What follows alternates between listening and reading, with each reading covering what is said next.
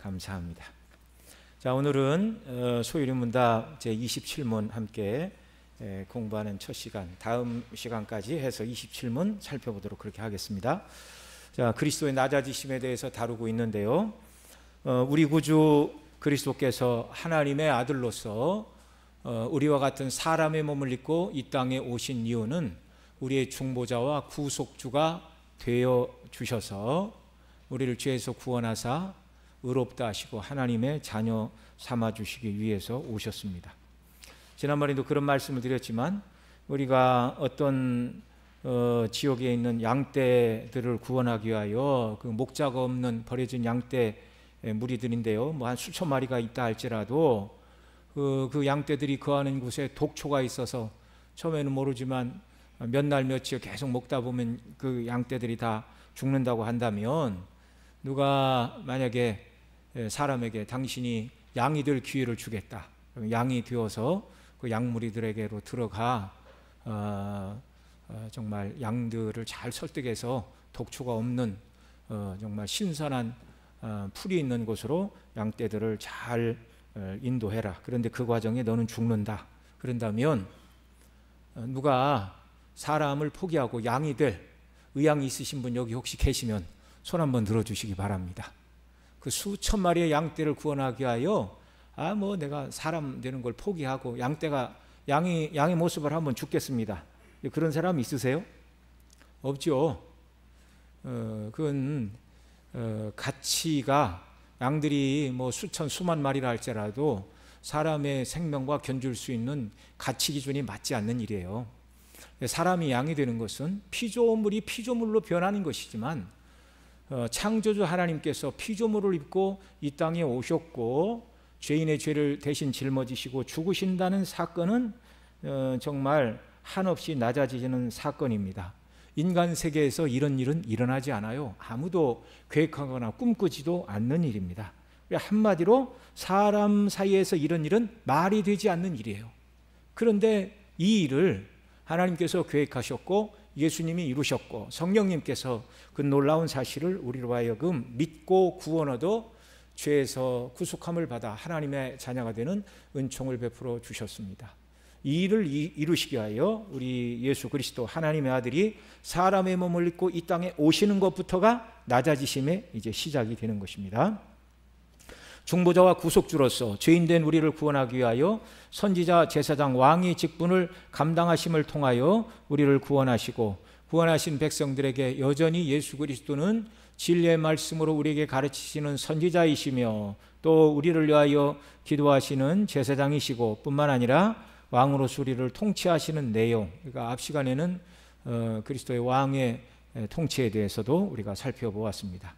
그 일을 행하시되 소요리 23문 오래전에 살펴봤는데요.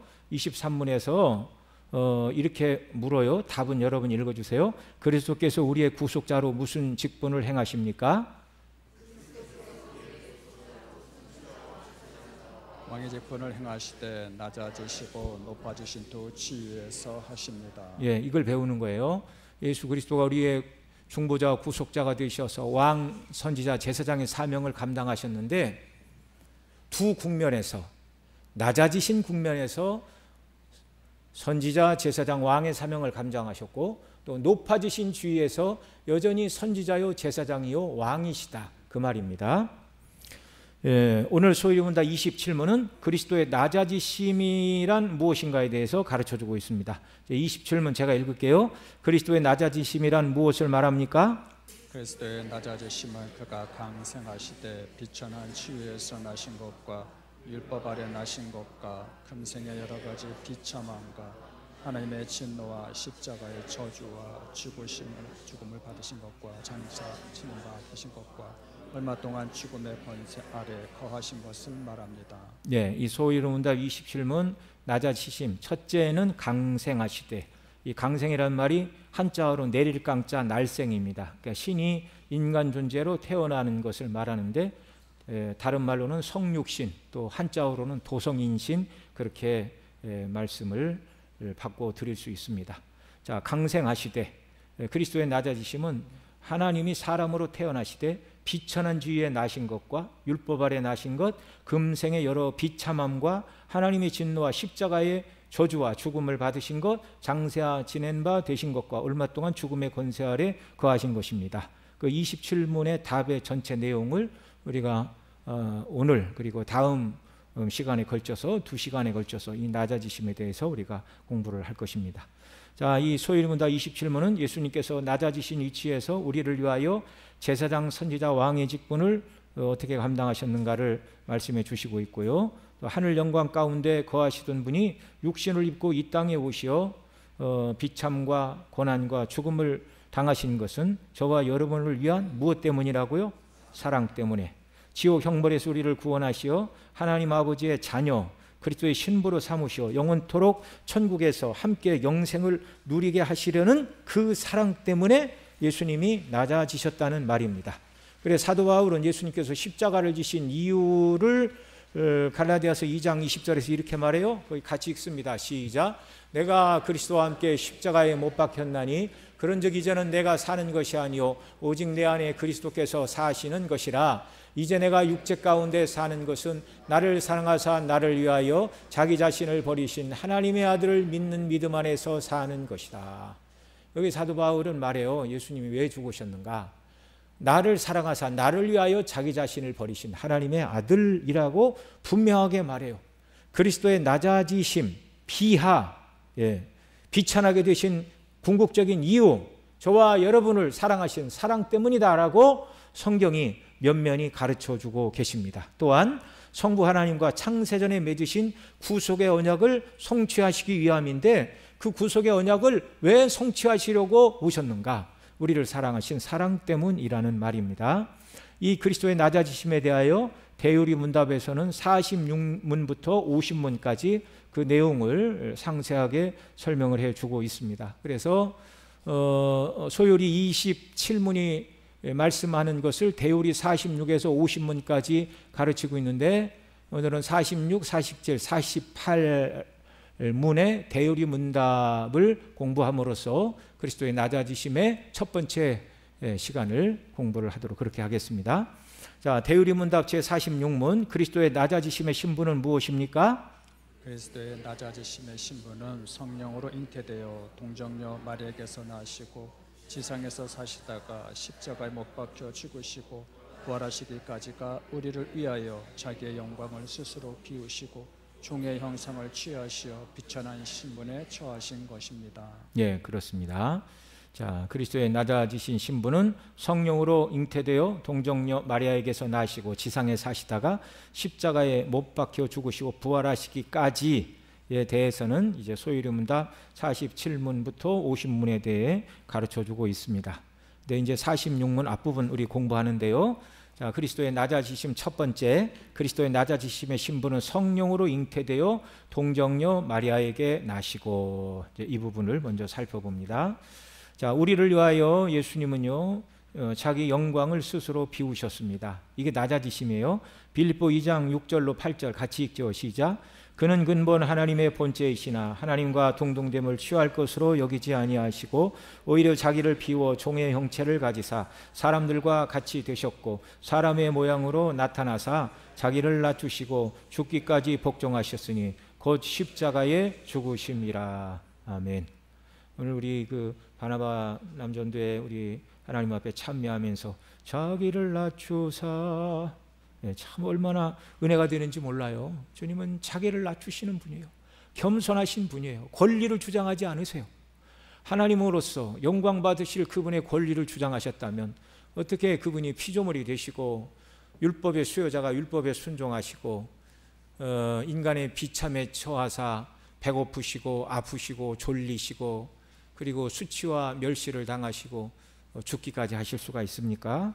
그렇게 하지 않으셨어요. 우리를 사랑하사 자기를 낮추시고 우리가 우리 죄로 말미암아 받아야 되는 모든 비천함과 고난과 저주와 죽음을 우리 주님이 대신 짊어지셨습니다. 예수님은 근본 하나님의 본체이신 분이십니다. 그 말은 성부 하나님에 비해 조금이라도 열등하신 분이 아니라 권세와 영광이 동등하신 분. 하나님 아버지와 그 아들 예수 그리스도는 영어로 말하면 equal, 똑같으신 분이십니다. 근데 그분이 사람이 되셨어요. 그런 분께서 그 영광을 스스로 내어놓으시고 대신 자기를 비워 종의 형체를 가지사 사람과 같이 되셨고 사람의 모양으로 자기를 낮추셨습니다. 여기 자기를 비워 종의 형체를 가졌다라는 말을 어떤 이단들은 예수님이 이 땅에 오실 때 신성을 비우시고 인성만 오셨다고 주장합니다. 그럼 만약에 이들이 주장하는 대로 예수님이 신성을 비우시고 인성만 입고 오셨다 그러면 예수님은 신성을 가지신 거예요? 아니, 안 가지신 거예요? 안 가지시고 인성만 오신 거예요. 그렇게 얘기하면 큰일 나는 겁니다. 만일 그렇다면 예수님이 이 땅에 계실 때 하나님은 아니시고 사람에 불과한 존재가 되는 거예요. 그렇다면 대의문답 37문에서 그리스도는 어떻게 하나님의 아들로서 사람이 되셨는가? 라는 교훈, 그리고 38문 왜 중보자가 하나님이실 것이 필요하였는가? 라고 묻고 답하며 가르칠 것이 없게 되는 거예요. 여러분, 중보자가 왜 사람이 되셔야 되는가? 예수님이 하나님이 아니시고 사람에 불과하다면 그분은 우리의 죄값을 다 지불할 수가 없어요. 죽음에서 다시 살아날 수가 없어요. 예수님 한 분이 죽었지만 저와 여러분 모두의 죄값을 능히 담당할 수 있는 이유는 그분이 동시에 하나님이셨기 때문에, 무한하신 하나님이셨기 때문에, 또 하나님이셨기 때문에 죽음의 권세에 굴복하지 않으시고 다시 사시고 그분이 그 효력을 우리에게 공급하시고 우리로 생명을 얻게 하시는 것입니다. 예수님은 하늘의 영광의 자리에서 자신을 낮추사 사람 몸을 입고 이 땅에 강생, 인간이 신으로 태어난 것, 성육신 또는 강세라고도 말하는데요.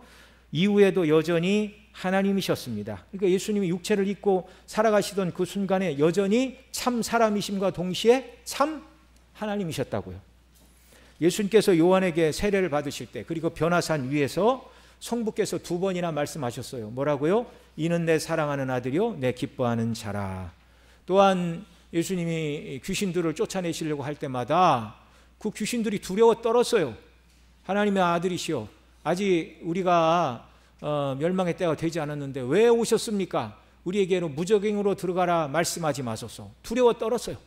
사람들은 모르지만 영적인 존재인 귀신들은 예수님이 육체만 입으신 인성을 가지신 분일 뿐만 아니라 동시에 신성을 가지신 하나님이시라는 걸 귀신들이 알고 두려워 떨었습니다. 영적인 존재인 귀신들이 하나님의 아들이심을 알아보고 떨었고, 주님은 오병이어의 이적을 행하심으로, 무리를 걸으심으로 예수님 자신이 창조의 하나님이신 것을 드러내 주셨습니다. 그 다음에 종의 형상을 취하셔 비천한 신분에 처하신 것, 이게 이제 예수님이 낮아지신, 첫째는 사람이 되신 것, 둘째는 종의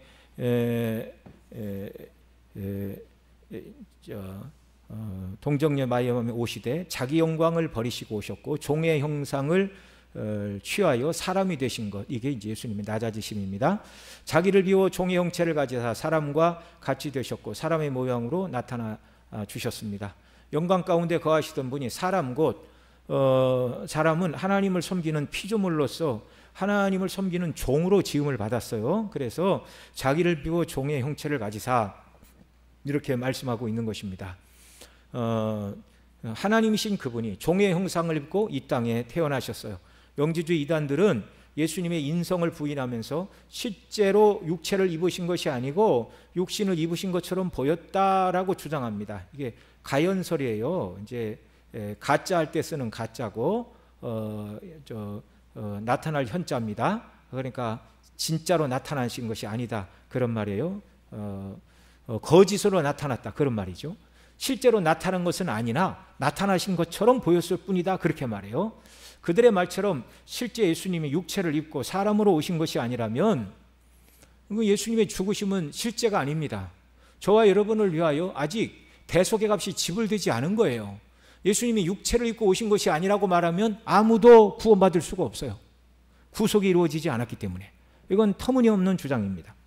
예수 그리스도는 부요하신 분으로서 우리를 위하여 비천한 모습으로 오셨습니다. 고린도후서 8장 9절 10절 같이 읽죠.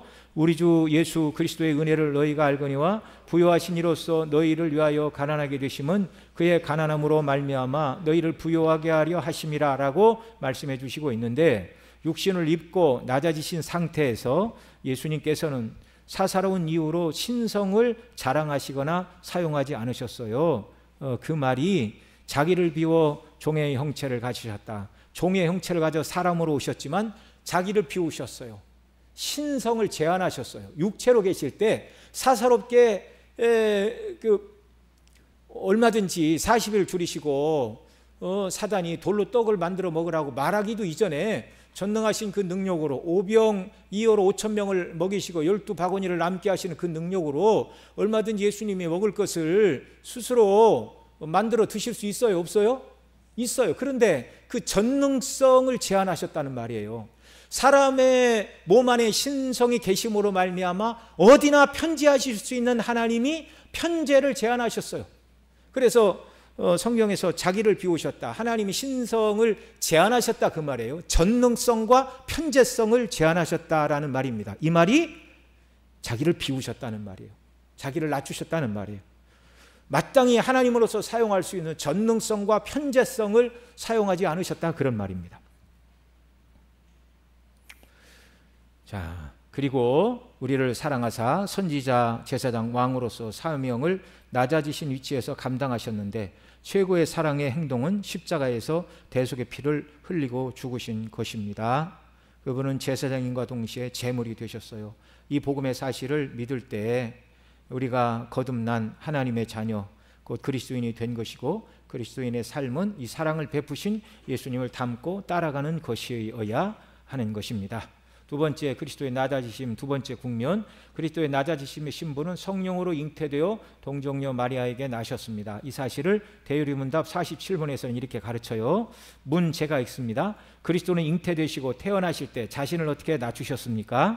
그리스도는 잉태되시고 태어나실 때 자신을 다음과 같이 낮추셨습니다. 곧 그분은 영원 전부터 아버지 품속에서 하나님의 아들이셨으나 때가 참에 기꺼이 사람의 아들이 되셨고 신분이 낮은 여자에게서 출생하심으로 평범하지 않은 여러 가지 열악한 형편에 처하였습니다. 예, 그렇습니다. 그리스도는 잉태되시고 태어나실 때 이렇게 자신을 낮추셨는데, 첫째, 그분은 영원 전부터 아버지 품속에서 독생하신 하나님의 아들이셨습니다. 근데 그분이 이 땅에 오신 거예요. 요한복음 1장 14절 18절 같이 읽습니다. 우리가 그 영광을 보니 아버지의 독생자의 영광이요 은혜와 진리가 충만하더라. 아버지 품속에 있는 독생하신 하나님이 나타내셨느니라. 아멘. 예수 그리스도께서 사람 몸을 입으시고 이 땅에 나신 성육신의 사건이 자기를 얼마나 낮추신 것인지를 바로 알기 위해서는 그분이 얼마나 높은 위치와 영광 가운데 계셨는지를 알므로써 깨달을 수 있습니다. 독생하신 분이라고 할 때 독생자라는 말이 여러 번 말씀을 드렸죠. 헬라어로 모노게네스인데 하나라는 뜻이 아니라 독특한이라는 뜻으로 하나님의 본성을 공유한 하나님 아버지와 본질이 하나이신 분으로서, 아버지 품속에 계셨던 분으로서 영광과 권세가 아버지와 같은 신성을 가지신 분이었어요. 독특한 하나님의 한 분 아들이에요. 두세 명의 아들이 필요 없는 한 분으로 충분한 하나님의 본성을 공유하신 그분, 그런 분이 피조물이 되신 것입니다. 자, 그런 분이 때가 참에 기꺼이 뭐가 되었다고요? 사람의 아들이 되셨습니다. 갈라디아 4장 4절 같이 읽죠. 시작. 때가 참에 하나님이 그 아들을 보내사 여자에게서 나게 하시고 율법 아래 나게 하신 것은, 자, 예수님께서 이 땅에 오시기에 가장 적당한 때에 이 땅에 사람의 몸을 입고 오셨어요. 여러 가지로 예수님이 오시기 한 600년 전부터 헬라 철학이 이제 발달하기 시작했습니다. 그러니까 플라톤, 소크라테스, 아리스토텔레스 이런 사람들, 그런 사람들이 나와서 철학으로 사람을 구원하려고 했지만 철학이 사람을 구원할 수 없다는 것이 증거가 되었어요. 뿐만 아니라 부처도 예수님보다 훨씬 이전에 왔죠. 힌두교, 여러 종교도 그 전부터 있었지만 그것이 참된 구원의 종교가 아님이 드러났습니다. 또 저 헬라의 알렉산더 같은 사람이 그 헬라의 그 철학으로 모든 사람을 구제하겠다고 통일을 시도했으나 그도 33살의 젊은 나이에 죽고 세상에 참된 평화와 온전한 구원은 오지 않았습니다. 그 모든 인간의 종교와 철학과 군사와 정치 모든 것들이 사람을 구원할 수 없다는 것이 명확하게 증명된 그때에 하나님께서는 오직 예수님을 통한 구원을 이 땅에 드러내시기를 기뻐해 주셨습니다. 뿐만 아니라 당시 로마가 세계를 통일하여 모든 길은 로마로 통하는 시대인데, 로마보다 먼저 역사의 패권을 잡았던 헬라가 모든 문화를 헬라로 다 통일시켜 놨어요. 그러니까 로마가 통치를 하지만 문화는 다 헬라 문화권입니다. 예수님 당시에 그 갈릴리 사람들도 그 지역의 방언인 아람어를 쓰기도 했지만 헬라어를 또한 함께 쓰기도 했습니다. 그래서 신약 성경이 헬라어로 기록이 되었잖아요. 그래서 하나님의 아들이 오시기에 합당한 모든 적기, 그 때가 되었을 때 하나님께서 예수님을 이 땅에 보내셨다라는 말입니다. 마리아의 몸으로 이 땅에 오사 사람의 몸을 입으셨고, 하나님이시지만 그 신성을 제한하셨는데, 신성의 두 가지 국면, 무엇과 무엇을 사용하지 않으셨다고요? 전지와 편재와 같은 신적 속성을 사용하지 않으심이 자기를 낮추신 비하였습니다. 그 다음 세 번째, 신분이 낮은 여자에게서 출생하심으로 평범하지 않은 여러 가지 열악한 형편에 처하셨습니다. 왕궁에서 왔다면, 부자의 집에 왔다면, 권세자의 집에 왔다면 겪지 않아도 될 열악한 형편으로 자기를 낮추셨어요. 그래서 예수님은 출생하실 때 마구간에서 태어나셨고, 정말 말구유, 말밥통인 말구유에 뉘우시는 그런 삶을 사셨습니다. 뿐만 아니라 공생애를 시작하시기까지는 그 아버지 요셉을 도와 목수의 일을 하셨고, 정말 열악한 환경에서 가난한 사람들이 겪어야 했던 모든 고난도 함께 겪으셨어요. 그러나 그 순간에도 신성을 사용하시어 모든 것을 바꾸시지 않고 육신의 부모에 순종을 하셨습니다. 그게 세 번째, 또한 그리스도는 그 비천한 모습으로 지상에서 사심으로 자신을 낮추셨는데요. 데오리움답 48문에서는 그리스도는 생애에서, 자신의 지상생에서 어떻게 자신을 낮추셨는가 이렇게 묻고 답합니다. 문제가 있습니다. 그리스도는 자신의 생애에서 자신을 어떻게 낮추셨습니까? 그리스도는 자신의 생애에서 스스로 율법에 복종하심으로 율법을 완전히 성취하시고 인간 본성에 공통된 것들이든 특별히 자신의 비천한 상태에 수반하는 것들이든 세상의 멸시, 사단의 시험, 육신의 연약함과 싸우심으로써 자신을 낮추셨습니다. 네, 그렇습니다. 첫째, 예수 그리스도의 지상의 삶에서 스스로 율법에 복종하심으로, 율법을 완전히 성취하심으로, 율법의 수요자가 율법의 준수자가 되심으로 낮아지셨어요. 자, 예수님이 율법 아래 나셨다. 갈라디아 4장 4절이 말씀하는 대로 율법 아래 나게 하신 것은, 그 말은 사람으로 태어나 율법을 지켜야 하는 존재로 이 땅에 태어나셨다라는 말씀입니다. 창조주가 피조물이 되시고 율법의 수요자가 율법을 지켜야 되는 종의 자리로 낮아지셨어요. 왜냐하면 우리를 구원하시기 위해서는 율법을 완전히 지키고 율법의 의에 있어서 하나도 힘이 있어서는 안 되시기 때문에 그런 것입니다. 또한 예수 그리스도는 율법을 완전히 성취하셨어요. 당시 유대인들은 인간의 경우로 하나님의 계명을 폐하는 일이 있었어요. 마태복음 19장 5절 6절 같이 읽습니다. 너희는 이르되 누구든지 아버지에게나 어머니에게 말하기를 내가 드려 유익하게 할 것이 하나님께 드림이 되었다고 하기만 하면 그 부모를 공경할 것이 없다 하여 너희의 전통으로 하나님의 말씀을 폐하는도다. 옛날 개역 한글에서는 아버지나 어머니에게 말하기를 내가 드려 유익하게 할 것을 하나님께 드림이 되었다라는 말을 고르반이라고 그냥 원어대로 번역을 해놨습니다. 고르반, 하나님께 드림이 되었다. 바치지는 않고 앞으로 바칠 겁니다. 그러니 아버지 어머니를 봉양할 돈이 없습니다. 그 말이에요. 바치려면 지금 바치면 되지. 이제 부모님 돌아가시고 바칠까 마칠까 바치려고 하는 거예요? 안 바치려고 하는 거예요? 하나님께도 드리지도 않을 뿐더러 그것으로 부모를 섬기지 않게 하여 고르반, 그러니까 하나님의 이름을 팔아서 하나님의 율법을 폐하는 악한 일들을 행하고 있었습니다. 그러나 예수님은 하나님의 모든 율법에 우리를 대신하여 완전하게 순종하셨어요. 마태복음 5장 17절 같이 읽습니다. 내가 율법이나 선지자를 폐하려 온 줄로 생각하지 말라. 폐하려 온 것이 아니요 완전하게 하려 함이라 하고 말씀하신 대로 예수님은 한 번도 율법을 어기신 일이 없고 완전하게 순종하셨어요. 그래 로마서 5장 19절에서는 이렇게 말합니다. 같이 읽습니다. 한 사람이 순종하지 아니함으로 많은 사람이 죄인이 된 것 같이 한 사람의 순종함으로 많은 사람이 의인이 되리라 말씀해 주고 있습니다. 앞에 한 사람의 순종하지 않음으로 많은 사람이 죄인이 된 순종하지 않은 한 사람은 누구를 말하지요? 우리 조상 아담을 말합니다. 그가 선악을 알게 하는 나무의 실과를 먹고 범죄함으로 말미암아 그의 후손으로 태어난 모든 사람들은 원죄 아래 태어나게 되었어요. 자, 원죄가 세 가지라고 그랬죠. 첫째는 아담의 죄에 대하여 공동 책임을 가지고 태어난다. 그게 원죄의 첫 번째고, 두 번째가 의가 없는 상태로 태어난다. 그래서 하나님을 알지도 못하고 선을 행할 능력이 없는 의가 없는 상태. 세 번째, 타락한 본성을 가지고 태어난다. 그게 원죄로 말미암아 사람이 처하게 된 세 가지 형태입니다. 그래서 원죄로 말미암아 모든 자범죄가 나오고, 원죄가 자범죄로 말미암아 모든 인생은 하나님의 진노와 심판을 받아야 되는 비참한 존재가 되었어요. 그래서 죄 가운데 떨어진 자들에게 나타나는 하나님의 심판이 마음의 굳어짐, 그러니까 이성이 쓸모없게 되었고, 정서는 하나님을 사랑하지 않게 되었고, 의지는 하나님을 거스리게 되었고, 그 다음에 간교한 미혹에 빠지게 되었습니다. 그래서 하나님이 없다고 말하는 무신론 철학자들, 모든 눈에 보이는 것들은 진화의 산물이라고 말하는 무신론 진화론자들, 그들이 똑똑한 것 같지만 하나님의 저주 아래 있기 때문에 그런 말을 하는 것입니다.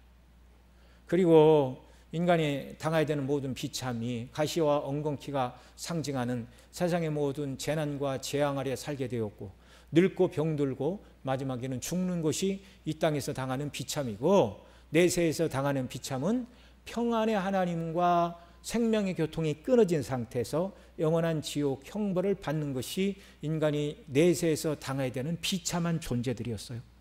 그 비참으로부터 저와 여러분을 구원해 주시기 위하여 하나님의 아들께서 이와 같이 낮아지시고 사람이 되시고 우리 대신 율법 아래 온전히 순종하셨어요. 그래서 한 사람 아담이 순종하지 않음으로 말미암아 많은 사람이 죄인이 된 것 같이 한 사람 예수 그리스도의 순종하심으로 말미암아 많은 사람이 의인이 되리라. 하나님의 말씀대로 완전히 순종하셨고, 저와 여러분의 죄짐을 대신 지시고 십자가에서 죽으심으로 구속을 완성하심으로 그를 믿는 자 모두를 구원하시는 구속의 주님이 되어 주셨습니다. 오직 예수님이 나를 위하여 이 일을 행하셨다는 것을 믿기만 하면 예수님이 이루신 이 두 가지 완전한 의, 율법에 흠이 없는 의, 우리를 위한 대속의 죽으심을 치르신 속죄의 값을 치르신 그 모든 의를 하나님이 우리 것으로 여겨주시는 거예요.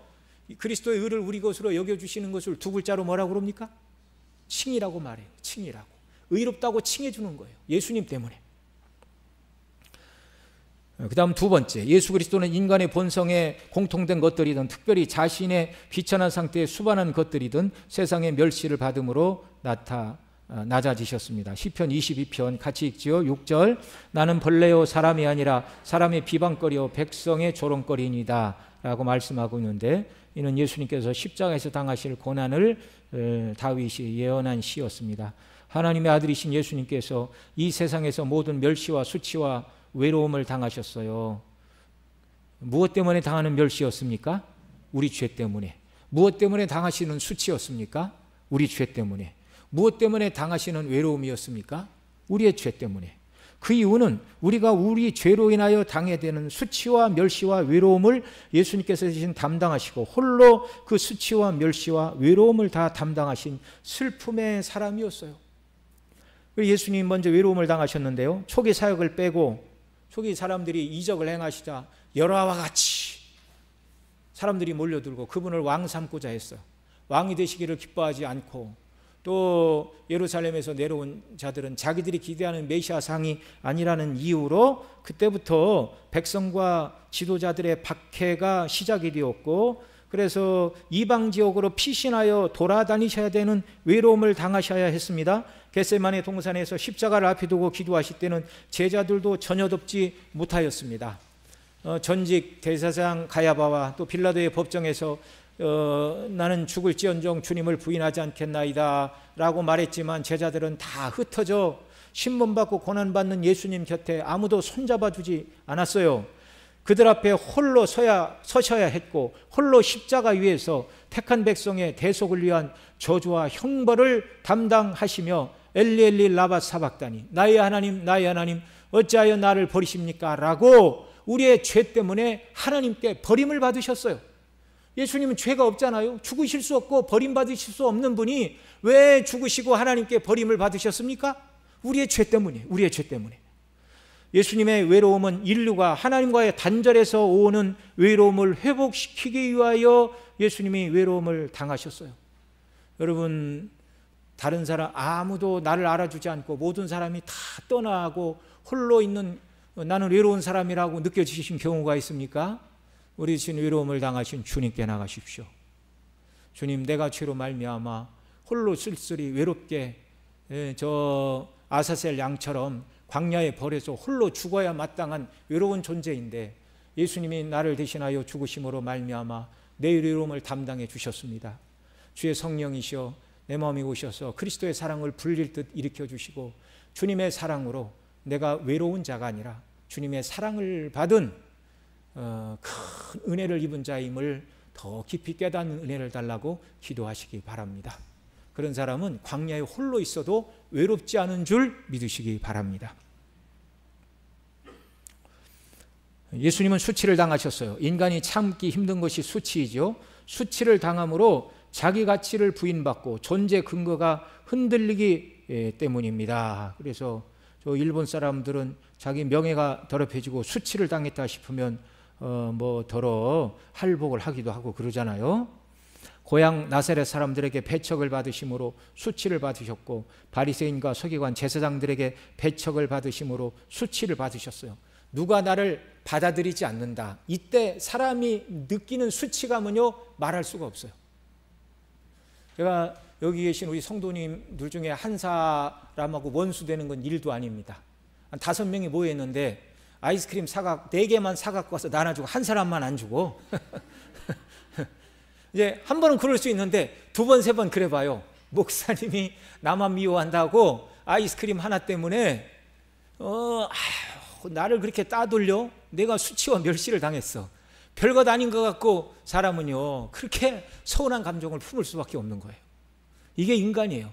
그런데 예수님은 죄가 없는 분으로서 우리가 죄 때문에 받아야 되는 모든 수치를 예수님이 다 받으셨어요. 일반 백성들은 오병이의 이적을 행하시자 예수님을 임금 삼으려 했으나 주님께서 세상 임금이 되시기를 원치 않는 이유로 백성들에게 배척을 받으시고 호산나 다윗의 자손이여 우리를 구원하소서라고 외치던 그 무리들이 자기들의 임금이 되어주시지 않는다는 이유로 십자가에 못 박으라고 소리를 질렀습니다. 또한 예수 그리스도는 사단의 시험을 받으심으로 낮아지셨어요. 예수님께서 마귀에게 3번 시험을 받으신 것도 낮아지심입니다. 예수님은 온 우주의 창조주이신데 피조물에 불과한 사단의 시험을 받으셨기 때문에 시험 받으신 것이 낮아지신 것입니다. 가장 거룩하신 분이 가장 악한 자에게 시험을 받으시는 것은 수치이며 자신을 낮추시는 일이었습니다. 자, 예수님이 시험을 받으시되 우리 구주로서 승리하심으로 율법의 의를 이루어 주심으로 우리의 구주가 되셨어요. 그러니까 우리를 구원하시기 위한 과정 속에서 예수님이 사단에게 시험을 받으심으로 낮아지시는 것도 다 하나님의 섭리 가운데 계획되었던 그런 일들입니다. 아담은 사단의 유혹을 받고 실패했잖아요. 그런데 마지막 아담인 그리스도는 사단의 시험을 받으셨으나 이기셨어요. 네 번째로 육신의 연약함과 싸우심으로 자신을 낮추셨습니다. 예수님은 하나님이시죠. 그래서 지칠 수 없고 배고플 수 없고 수치와 배척을 당하실 수 없어요. 그러나 사람의 몸을 입으신 후 예수님은 지치셨고 배고프셨고 졸리셔서 풍랑이는 바다에 고물을 베고 주무셔야 하는 인간의 몸을 입으셨고 수치와 배척을 당하셨습니다. 그래서 히브리서 2장 18절은 이렇게 말해요. 같이 읽죠.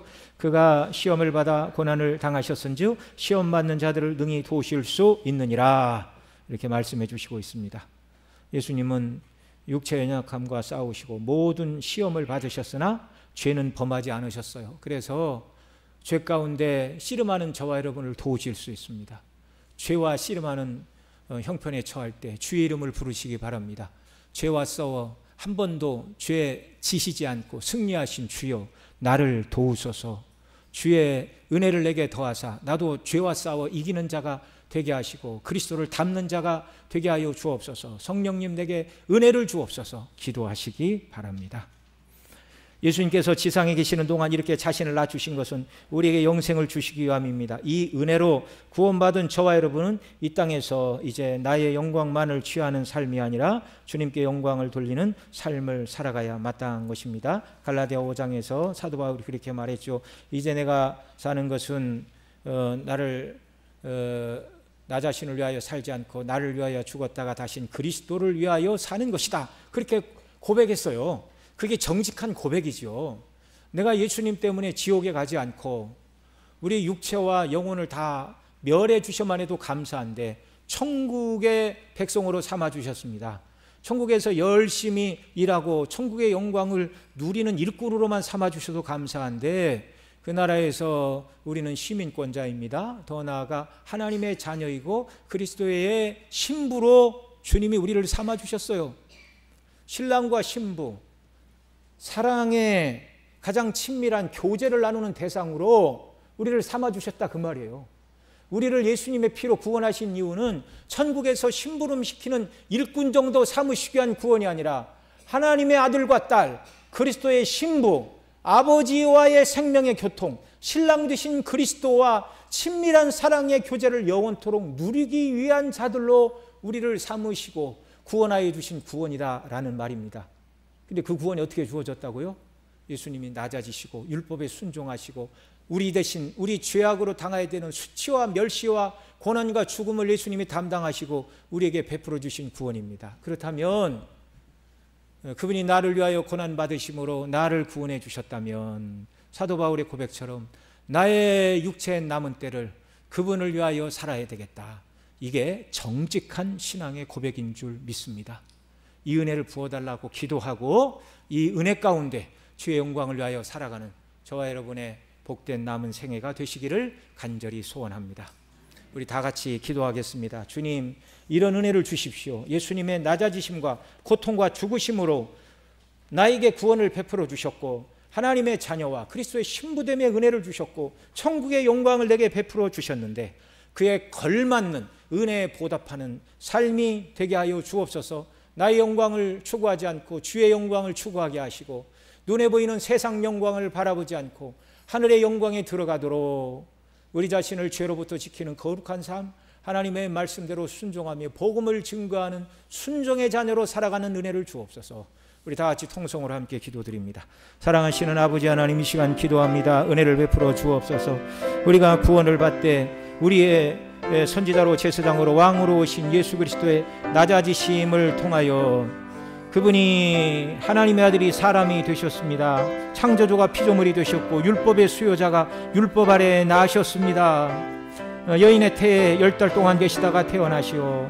정말 하나님의 전능성과 편재성을 제한하시고 인간이 당해야 되는 모든 고난과 역함과 또 죄인이 하나님께 당해야 되는 수치와 외로움과 멸시를 예수님 친히 다 담당해 주시고 끝내는 십자가에 못 박혀 우리를 구원하심으로 말미암아 하나님 아버지 우리의 구주가 되어 주셨습니다. 감사합니다. 우리를 구원하시되 당신의 핏값으로 생명을 우리를 구원하시고 천국의 백성 하나님의 자녀 그리스도의 신부로 삼아주시니 감사합니다. 이 영광이 더욱 눈뜨도록 성령 하나님 역사하여 주시어서 이 놀라운 구원의 은혜가 날마다 우리의 심령에 강물처럼 흐르게 하시고 이 원리가 우리 심령에 왕적인 원리가 되어서 온전히 주님을 위하여 살아가는 삶이 되게 하옵소서.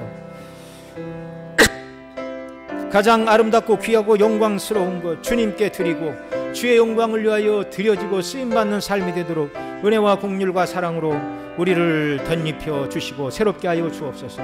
존귀하신 우리 구주 예수님